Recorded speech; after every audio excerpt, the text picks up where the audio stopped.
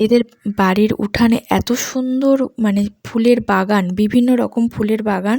তোমার দেখো এখানে তোমার গোলাপ ফুলও আছে, চন্দ্রমল্লিকাও আছে, বিভিন্ন পিঙ্ক কালার আছে, ইয়েলো, তোমার হোয়াইট কালার আছে, মানে একটু পার্পেল পার্পেল মতন আছে, বিভিন্ন কালারের আছে। দেখো কত সুন্দর লাগছে। আর এখানে যখন আমার বিয়েবাড়ি পড়ে তখন 1 পিস 2 পিস করে কিনতে গেলেই তখন অনেক টাকা পড়ে যায়, অনেক গায়ে লাগে। তো এখানে কত ফুল। আর এখানে একটা নতুন জিনিস দেখলাম, এই জিনিসটা আমি কোনোদিন দেখিনি। তোমার যে পাটকাঠি আছে ওর মধ্যে তোমার গোবরগুলো এভাবে আমরা ঘুঁটে দেওয়া দেখেছি, কিন্তু গোবরগুলো এভাবে সুন্দরভাবে লাঠির মানে পাটকাঠির মধ্যে এভাবে সুন্দরভাবে দেওয়া, কি নাম বললো আমি ভুলে গেছি। যাই হোক, এগুলো জ্বালানি হিসেবে ব্যবহৃত হয় গ্রামেতে, খুব সুন্দর। চলো পুরো দেখাচ্ছি। Hello everyone, welcome to my channel. আর একটা নতুন ভিডিও নিয়ে আমি চলে এসেছি। আজকে আমরা এসেছি তোমার কৃষ্ণনগর থেকে মায়াপুরে গেছিলাম, মায়াপুর থেকে ওটা ফ্রেন্ডের বাড়িতে এসেছি। চলো আজকে সারাদিন কী করছি আর কি মানে কি মজা করছি সমস্ত কিছু তোমাদের সঙ্গে শেয়ার করবো। সকাল সকাল স্নান করে আমি এখন মানে রেডি হচ্ছি, মানে খাওয়া দাওয়া করে বিকালে আবার বেরু করতে যাব। ওই জন্য সকাল সকাল বলতে গেলে 9:30 10টার মধ্যে আমি পুরো শ্যাম্পু করে স্নান করে নিয়েছি।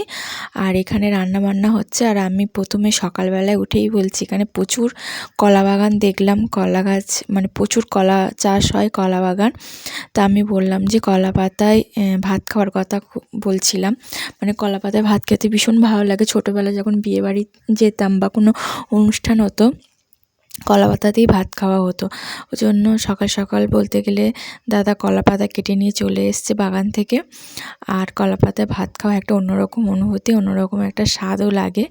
তো যাই হোক, চলো এখন ভাত আর কি রান্না হয়েছে তোমাদের দেখাবো। একটা মানে তোমার সুন্দর চাল মানে ডাল বাটা দিয়ে তোমার লাউয়ের একটা তরকারি হয়েছে, খুব সুন্দর। মানে আমি এটা ফার্স্ট টাইম খেয়েছি, খুব সুন্দর হয়েছিল। ডাল বাটা দিয়ে তোমার লাউয়ের তরকারিটা। আর তোমার খাসি মাংস হয়েছিল, আর মাছের একটা ঝোলও হয়েছিল। আর আমরা সবাই মিলে একসঙ্গে কলা পাতা, আমি একটা বেশ বড় কলা পাতা নিয়ে বসেছি, মানে আমার ভীষণ ভালো লাগে এরকম কলা পাতায় খেতে। আমার পাশে আমার হাজব্যান্ড আছে, দাদা সব আছে, সবাই একসঙ্গে বসেছি খেতে। তার আগে বাবুকে খাইয়ে দিয়েছি, বাচ্চাগুলোকে সব খাওয়ানো হয়ে গেছে।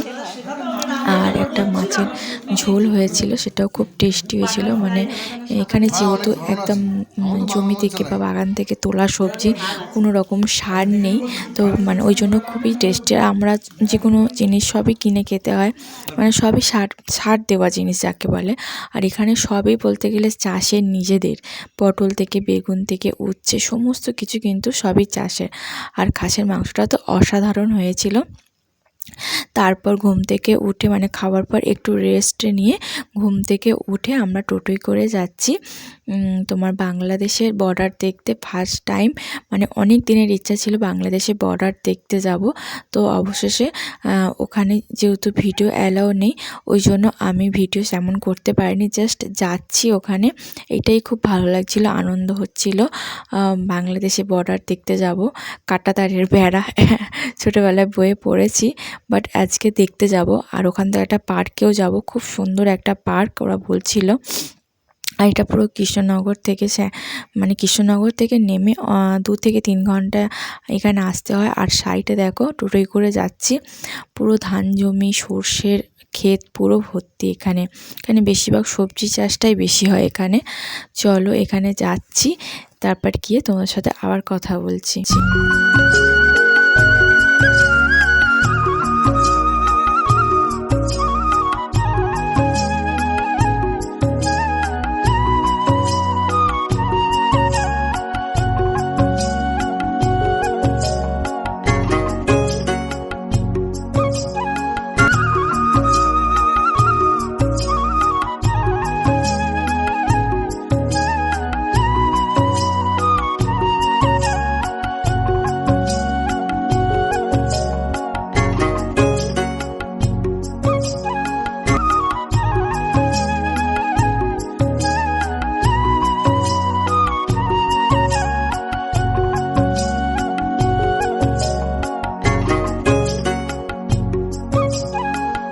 আমরা এখানে একটা সুন্দর নদী আছে, পুরো নদীটা দেখো কি সুন্দর দেখাচ্ছে, আর এখানে প্রাকৃতিক পরিবেশটাও কিন্তু অসাধারণ। আর এখানে এসে আমরা একটা মন্দির দেখতে পেয়েছি, কালী মন্দির। আর এখানে একটা মাসিমা ওই নদী থেকে ডাল ধুয়ে ডালের খোসাগুলো সুন্দরভাবে ঘষে ঘষে বস্তার মধ্যে তুলে আবার কিন্তু ধোবে বলে প্রসেস করছে। আর এই ডাল দিয়েই কিন্তু শিলে বেটে সুন্দর সুন্দর বড়ি তৈরি করবে, সেটা আমরা শুনলাম। এটা আমাদের বাড়িতেও কিন্তু এভাবে ডাল বেটে বড়ি দেওয়া হয়, কিন্তু এখানের বড়িগুলো পুরো অন্যরকমভাবে দেওয়া হয়। এরকম কাঠির এরকম কি বেতের মতন এরকম চাটু মতন করা আছে, চ্যাটাই মতন, ওখানে কিন্তু বড়ি দেওয়া হয়। এখানে টেস্টটাও কিন্তু অন্যরকম। আর এখানে খুব সুন্দরভাবে ডাল থেকে খোসাগুলো ছাড়ানো হচ্ছে। আমরা যেমন খোসা ছাড়াই ডাল কিনে আনি, এখানে কিন্তু না, খোসাগুলো সুন্দরভাবে ছাড়ানো হচ্ছে। আর এখানে দেওয়ার প্রসেসটাও কিন্তু সুন্দর। আমরা পুরো ওখান থেকে চলে এসেছি একটা এই পার্কে, প্রথমেই বললাম একটা পার্কে যাব। তো খুব সুন্দর পার্কটা, অসাধারণ, বাচ্চাদের জন্য তো খুবই ভালো। এখানে এসে যে আরেকটা কি বলবো, মানে আমার ছেলে এত ভয় পায় স্লিপ কাটতে, সমস্ত বাচ্চারা উপর থেকে সুন্দরভাবে স্লিপ কাটছে, কিন্তু ও উপরে উঠে এই জায়গাটায় দাঁড়িয়ে সমান কেঁদে যাচ্ছে, কোনো মতেই নিচে আসতে চাইছিল না। তো অনেকবার চেষ্টা করলাম, তো ও তো একদমই নামতে পারছিল না, কান্নাকাটি করছিল। তো আমি মানে আমার হাজব্যান্ডকে বললাম, তুমি এখানে দাঁড়াও, ওকে চেষ্টা করো যাতে নিচে আসতে পারে, ভয়টা কাটানোর চেষ্টা করছিলাম। ওর ফ্রেন্ডরা অনেকেই বলছিল চলো কিছু হবে না, কিন্তু মানে ওখানে দাঁড়িয়ে দাঁড়িয়ে কাটছিল, কেন কোনো দিনও ওইভাবে অত উঁচু থেকে স্লিপ কাটেনি, কিন্তু ওর থেকেও ছোটো ছোটো বাচ্চারা সুন্দরভাবে স্লিপ কাটছে, কিন্তু ও যেহেতু কোনো দিনও সেভাবে ট্রাই করেনি, তাই জন্য খুব ভয় লাগছে।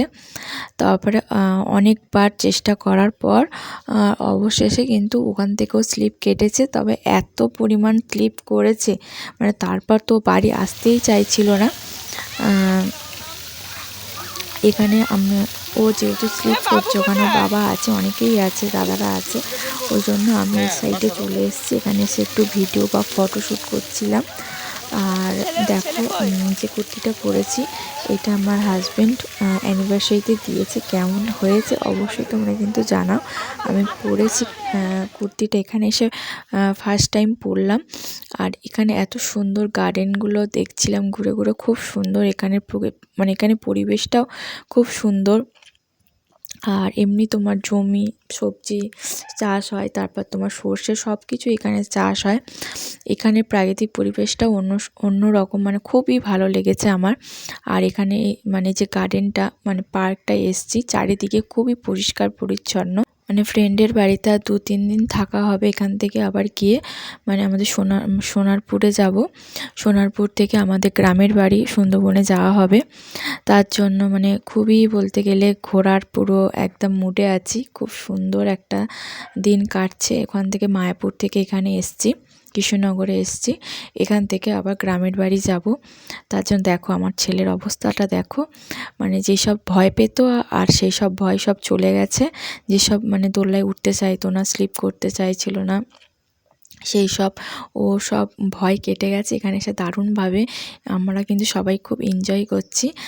আর আমার বাবু এখানে মানে প্রথম থেকে বললাম না, স্লিপ কাটতেই চাইছিল না, দেখো এখানে এসে দেখো পুরো ভয় কেটে গেছে। কেননা ওকে অনেকবার চেষ্টা করিয়ে করে ওর একটা আঙ্কেল ওকে অবশেষে ভয় ভাঙিয়ে স্লিপ কাটতে পেরে গেছে। তো আর থামাথামির কোনো সিন নেই, দেখো একদম মানে ইচ্ছা মতন জামা, একদম সোয়েটার, একদম আরেকজনের অবস্থা দেখো, সব শুয়ে শুয়ে আছে সব স্লিপের মধ্যে, খুব এনজয় করেছে। বাচ্চারা যেমন মজা করেছে, আর আমরা বড়রাও খুব সুন্দরভাবে দিনটাকে যেভাবে কাটালাম, সারা জীবন মনে রাখবো দিনটা। খুব ভালোভাবে দিন কাটিয়েছি। বাড়ি গেলে আবার স্কুল, পড়া, রান্না বান্না, খাওয়া দাওয়া, এই ছাড়া তো আর কোনো কাজ নেই। মানে এভাবে মানে দমবন্ধ পরিবেশ থেকে বেরিয়ে একদম খোলামেলার মধ্যে যেভাবে মানে দিনটাকে এনজয় করছি, মানে মনে রাখার মতন দিন। চলো এরপর আমরা এখান থেকে মানে প্রায় সন্ধে হতে হতে গেল, এখান থেকে আমরা বাড়ি যাব, ওখানে যাব, গিয়ে আবার সবাই মিলে গল্প গুজব আনন্দ করব। তার পরের দিন হয়তো বাড়ি চলে যাব, মানে আসতে কালকের আমরা মিনিমাম 2 দিন হয়ে গেল এখানে আছি। এবার তার মানে কালকের আগামীকাল আমরা বাড়ি যাব, তার জন্য মানে ওখান থেকে গিয়ে আবার সোনারপুরে গিয়ে তার পরের দিনই আমাদের বেরোতে হবে। চলো টাটা বাই বাই, এখানে ভিডিওটা শেষ।